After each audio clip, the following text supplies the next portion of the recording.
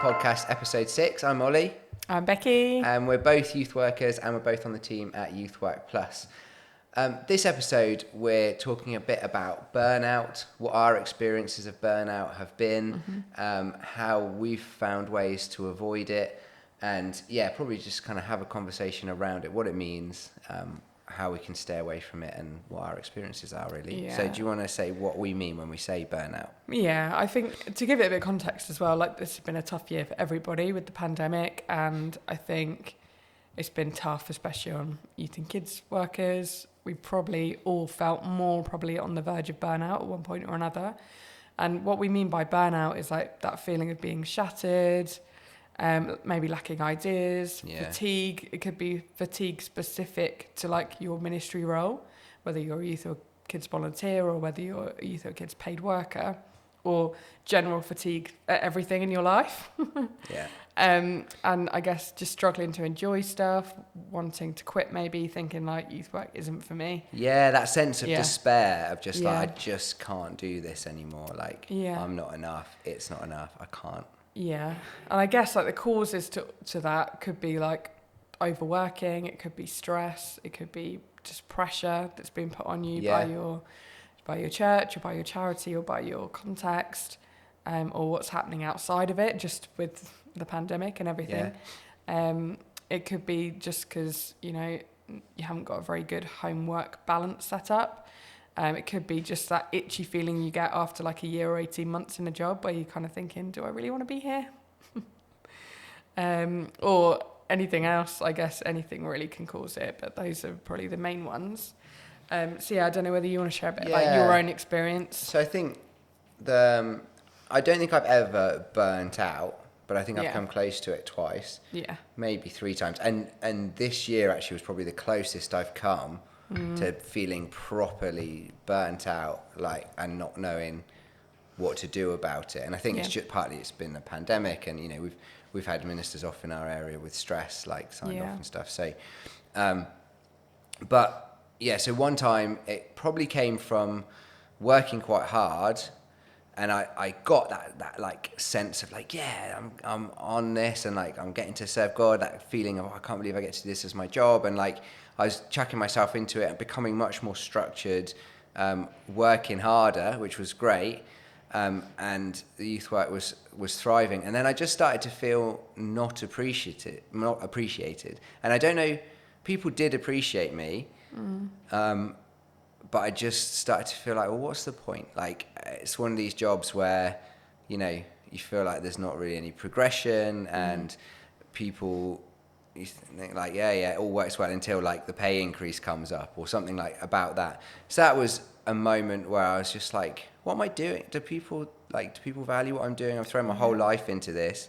Is it worthwhile? And it didn't last very long, and it wasn't that serious. I definitely came close to kind of burning out. And then this year, just as lots on, so between now and then, had children, a pandemic happened, and life is very full. And every stress that came in, I was suddenly like, all right, cool. And I just, I was like, I don't know what to do. I'm not sure how to be the best I can here, how to serve God effectively. So that, those are probably my experiences. So I've never come I've been very well supported and very well looked after in my role. So I think that's really helped. And I've never actually burnt out, but that's probably about as close as I've come. Yeah, it's probably similar story to mine, really. I think I haven't ever burnt out, but I've been close as well a couple of times, both in previous jobs. So one previous job I had, there was 2 youth workers, and one of them left, and we knew that they were leaving, so it wasn't like a dramatic one day they were there, one day they weren't thing, but there wasn't really a structured plan for, like, we had a lot of youth work, and there wasn't really as much of a structured plan for what was going to keep happening and what was going to stop. And we were advertising the post, and we were hoping to get somebody sooner, and that didn't happen. And so like there just ended up being a longer period while I was doing everything. And it was known that was the case, but also not really understood, I think, Yeah. which didn't help. And like I had to reach out to our leadership of the church at the time and say, I can't continue to go at this speed and keep spinning all the plates. And I think like once I'd made that known, like they were very supportive, and like one of the leadership team mentored me and like would meet me every week, and we'd go over stuff and decide what had to stop and what could continue, kind of thing. So that was really helpful. And then and again in another previous job, like there was a really stressful situation that happened, and like it was really difficult to deal with, like some structural changes and stuff that happened there, and like I found it very, very challenging to, like, I kind of lost all the passion for my job there, and was kind of like, what am I even here for? Why am I even a youth worker? And like just questioned everything, and like had a really challenging time, and ended up getting some counselling in the end for that one. And both times, like once I was receiving like some extra support and help, like things improved. And so like I think that was why it didn't reach that burnout stage, because like I was brave enough both times to be like, help. Yeah. And got it. And I think that's really important, like to recognise where you're at and where you're heading, and like, yeah, ask for help when you need it, and not be afraid or embarrassed about that, because like nobody wants to see anybody burn out. And actually, like a lot of the time when we're on the cusp of it, like it's because other people haven't realised, or Yeah, and I think that first thing you were saying, I think in my experience happens quite a bit, and it's definitely happened to me, where there's lots going on, and not in a mean way, but people are just expecting you to keep the show on the road, even if stuff changes, or like our youth work was growing, and so we were adding ministries, and I was just taking more and more on, and the expectation was that I would just keep doing it, and not in a mean way, just like everything looks fine, I look fine, and I'm terrible at being like I don't know, like no, I can't do any more, and but then you surreptitiously either like dump on other people, or I think that one of the things that we're saying is that, like when we talked before, is like a good tip is to do that thing of reaching out for help, even if you clarify and say, look, I'm really struggling. If you don't feel like it's justified that you should be struggling, it's good for people to know, look, I'm struggling, before you hit that point, so that people can support. And I don't know about you, but also just doing that with God. For me, that's been the biggest element of where I've been like, I can't, and then just sitting and being like, God, I can't, I don't know what to do, and like it's kind of cliched, but it made a big difference. Just being like, God, I can't do this. I literally can't do it without you, which is true all the time. I'm just noticing now. And for me, that's one of the big things that got me through is when I finally got my head in gear and started talking to God about it. That was a big shift. Didn't get magically better overnight, but a big change. I think like we've got a few tips, haven't we, to kind of help people deal with it if they feel like either now that they, you know, they've either reached the point of burnout, or that they're feeling like they might, or maybe even for the future. It might not be something you're feeling now, but this might be something that you might recognise in, you know, 1, 2, 3 years time, whatever. And it's not an exhausted list, it's just stuff that we've found helpful that stopped us from maybe burning out. And it's not, again, not a magic list, but just stuff so that we the thought, ask for help thing is obviously one big massive tip. I think the second one for me is like the realisation that self-care isn't selfish. I think for a long time I thought that to be like a faithful servant of God, like I had to do everything and be everything to everybody and do the best job I could, and anything short of that was like a failure. And I think that was the biggest lie that I could have ever told myself ever. And obviously looking back now, I look back at that and think, how could that have ever been my mindset? Because that is like the most unhealthiest thing ever. And like there's this quote that I heard yesterday, apparently from Eleanor Roosevelt, which is, you can't serve from an empty vessel, which is like one of the biggest lessons I think I've learned. Like that's why self-care isn't selfish. Like God built the Sabbath into our pattern for a reason. Like we need those times of rest and recuperation, and to fill ourselves up, because you can't keep giving if you've got nothing to give. And that's one of the biggest things I've learned. Yeah, and I think particularly unique to kind of Christian ministry is there's stuff, if you're looking for it in the Bible, that sounds like it. You have to just, like, you pour yourself out like a drink offering, and like there's stuff that can help perpetuate that sort of myth. Yeah. But also it's very biblical that what we do has to be genuine. And you can't genuinely love and serve people if you're totally spent. It's about doing the job better, not doing it worse. Yeah. And that's not selfish. And I think that was something that took ages for me to click, to be like, because when you're feeling low, you can fake it.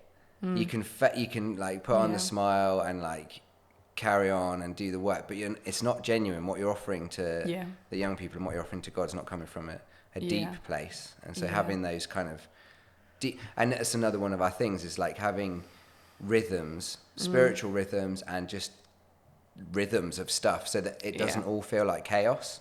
It's really helpful for me, and I'm rubbish at it, but having regular prayer times, learning to meditate, doing things like yoga, which I don't do just because I'll fall over, but like things like that, I think is another one of the things we mentioned. Isn't it, I've purposefully put that in my kind of rhythm. So I try and do yoga every weekday morning, just for 10 minutes if I can, which doesn't sound like a lot, but it makes a big difference to me. Even just in like how I feel. Like to spend, and like for lots of years I thought yoga was really like anti-Christian and like really hippie-ish, but it doesn't have to be. Like it's basically just spending some time in quiet and doing some stretches. That's all it is. And like quiet time is like actually quite a godly thing. So it doesn't have to be like some weird hippie thing. But it can be if you're a weird hippie, that's cool. But also like, just like, I guess making the most of little moments as well. Like it's not always about like making sure that you like make a whole day free and give yourself time. Like it's just like you've got 5 minutes spare, like listen to a piece of Christian music and like let it just soak in. Or like, you know, you've got a quieter afternoon, like take a bit enjoy of a it moment. and don't feel guilty about it. And even when you're working hard, so having those like, okay, I'll work for an hour and a half solid, and then I'll stop, even if it's just to get a drink or do something that's, because sometimes in face-to-face youth work, you're there for 2 hours, 3 hours. If it's a residential, you're there for ages. That's okay. You can do that for a bit. But I just don't think we can do that long term. And if you're not into running, not into yoga, running is my kind of yoga equivalent. If I have the rhythm of getting out, I go outside, like make myself physically tired, it helps. Yeah. And I think just also like doing things that you find fun, like in your spare time, is one of those things that actually we don't realise is such a filler, like a soul quenching thing, but it can be. What else have we got? I guess knowing yourself, knowing your triggers, and knowing like what are those, like I mentioned before about like those kind of wrong mentalities of like working yourself into the ground. And like, so the older I've got and the longer I've been in youth work and the longer I've had a youth work kind of job, like I recognise those things now that I know are less healthy kind of modes of working. It's like I know that I want to do a good job, and I know that I have really high standards, and so I know also that I'm willing to bend over backwards and spend a ridiculous number of hours to make things great instead of just mediocre. But also I realise that my high standards are not everybody's standards. So like I probably could have finished something a few hours like earlier and it would have been fine standard for everybody else, but my own standards sometimes are higher than what other people expect. So I've had to kind of teach myself to like do things like end work on time and not put in the overtime when it doesn't need to be done, and like to stop and be okay with not delivering what I'd hoped to sometimes. So like if I had a crazy mental busy week and I knew that I had scheduled to do like, I don't know, for instance, another video that I was going to put on YouTube for youth, like I know that I was going to do that video. My youth don't necessarily know that I was going to do that extra video. And so it's like knowing that actually sometimes my own expectations for myself like don't necessarily need to be met. Like if I've had a crazy week, I don't need to squeeze that extra video in. It's hard with sorting out what's necessary and what's essential. And then plus what is actually the burdens that we just put on ourselves. Yeah.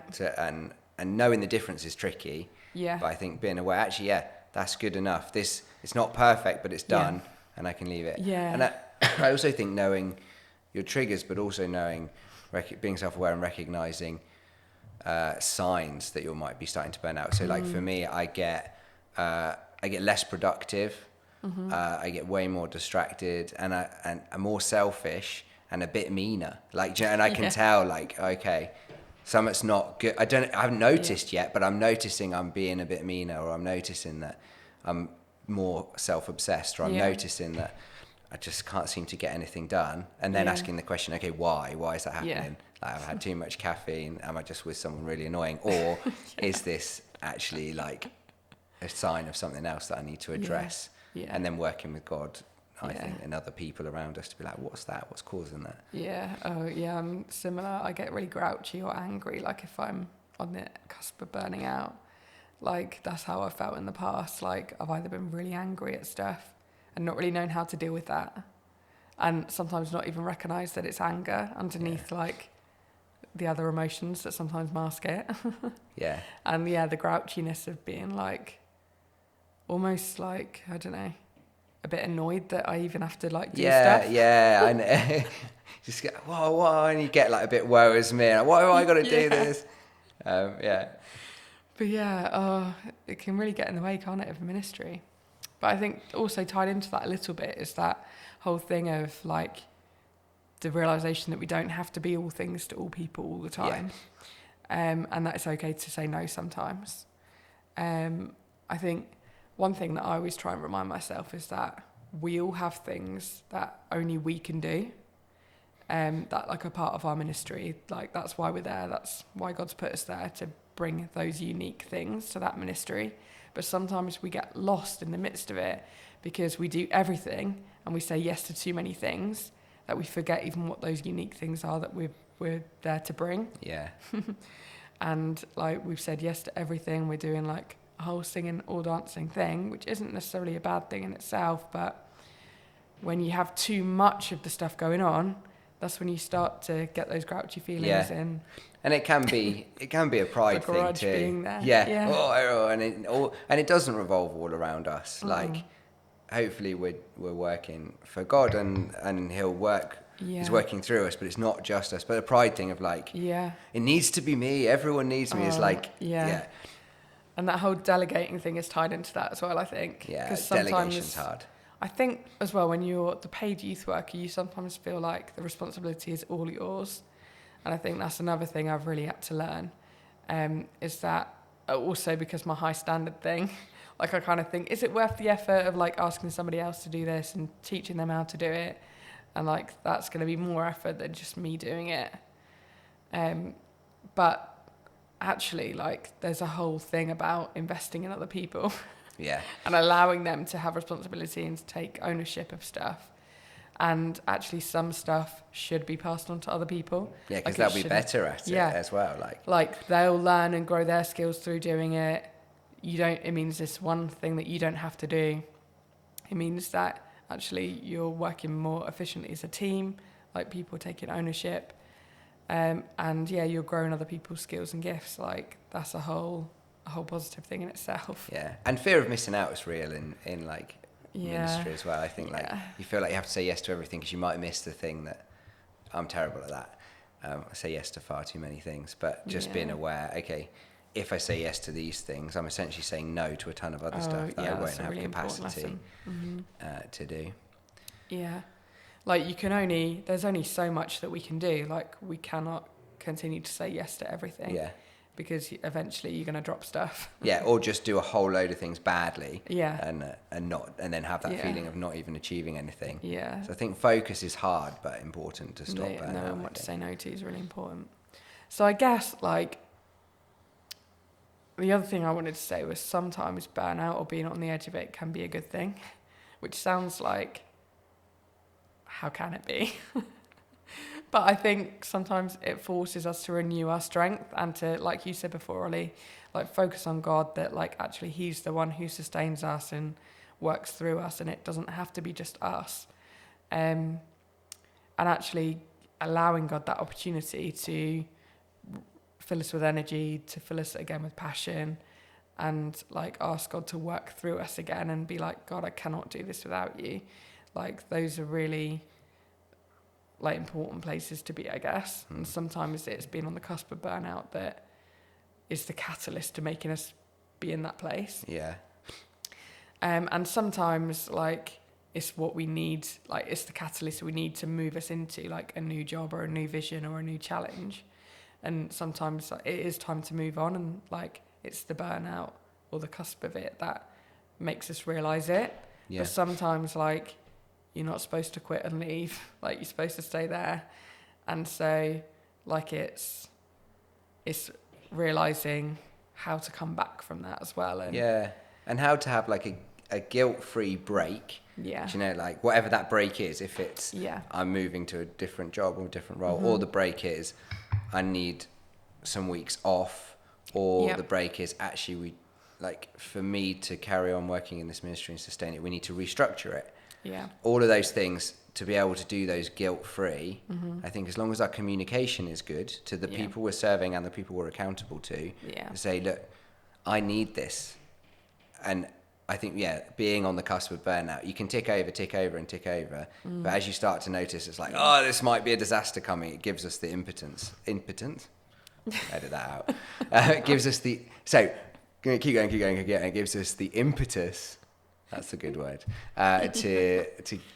To make those changes, or to be honest about how we're feeling, or to take that break. And I think not feeling guilty about taking a break is okay. We said about you always feel bad like taking any time off in term time, cancelling a week of youth work. And I really remember, so my daughter had this thing called a viral wheeze. So it seems bad at the time, and sometimes it can be, but it was okay in the end for her. But we were in hospital with her, and they had her like all hooked up to stuff to monitor her oxygen levels, and like they had to keep giving her nebulizers and all sorts of things.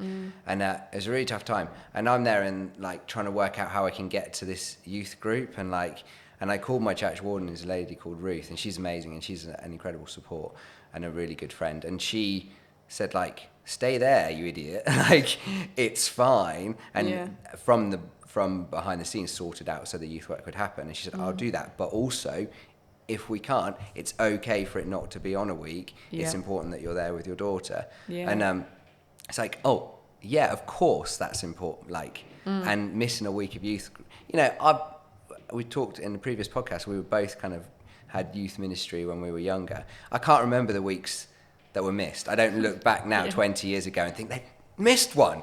I didn't even care. Like it's not a big deal. No. Obviously, we don't do it all the time, but if it's needed, it's not a big deal. Yeah, I know. Like sometimes we have this thing in our mind that like we cannot miss a week, or that like we cannot change the program. Like we have youth on Friday nights, and that's the way it is. Like heaven forbid if we change it.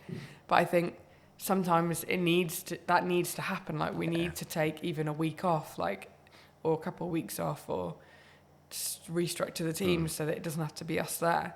And sometimes those are tricky decisions to make. And it can feel like a bold choice when it's not actually. Ones that need to. And I think actually if you don't nip burnout in the bud, then like the worst case scenario is that actually there isn't going to be any youth work happening. Like if you have to take a step back that's permanent, then that's going to be worse than taking a couple of weeks off, or sometimes we have to think about, changing the program for a whole term or half a term or, a few weeks. And for us, that has, bigger implications than it has to. Like, it's not as much of a big deal to the young people than it is to us when we think about it. Yeah. Like you said, they're not really gonna mind if things change a little bit. Especially if, in the long run, actually things are going to be better and stronger and you're going to be in a better place because of it. Yeah. So, I guess before we finish, we should say, like, if anybody feels like you're on the verge of burnout or, like, you're feeling burned out or, you need help. Especially, what shall I do? Yeah. Even if you just want someone to moan to who's out of your context, who doesn't know any of the people or isn't going to be, like... sneak it into conversation with someone. Yeah, so we'd say, like, please get in touch with us. Like, we would love to have a chat with you. Yeah. Pray with you. Yeah, pray with you, support you. You can DM us on our social media or contact us on our website. We will reply. It'll be one of us who replies. It won't be some other stranger that you don't know. And hopefully we don't feel like strangers to you either. Friends from afar. So yeah, if you are struggling, then speak to somebody, even if it's not us, speak to someone in your leadership, take a break, ask for some help, and remember all those other tips that we've mentioned. And we hope that, if you are feeling on the cusp of burnout or feeling really burnt out, then like that isn't a feeling that will last forever either. No. Like we've both been there, and we're not like feeling at that moment right now, but yeah, like you can come back from it, and God will use it to make your ministry stronger in the future. And that's what God does, transforms those low end moments that feel like terrible and makes them into something beautiful in the future. And we can use our experience to help other people too, which is a great thing to be able to do. So yeah, we want to say thank you for listening. Yeah. Don't forget to rate, like, share, subscribe, because it not only helps you find us again, but also helps other people find our podcast if you've liked it. Thanks for listening. We'll see you next time. See you next time. Bye. Bye.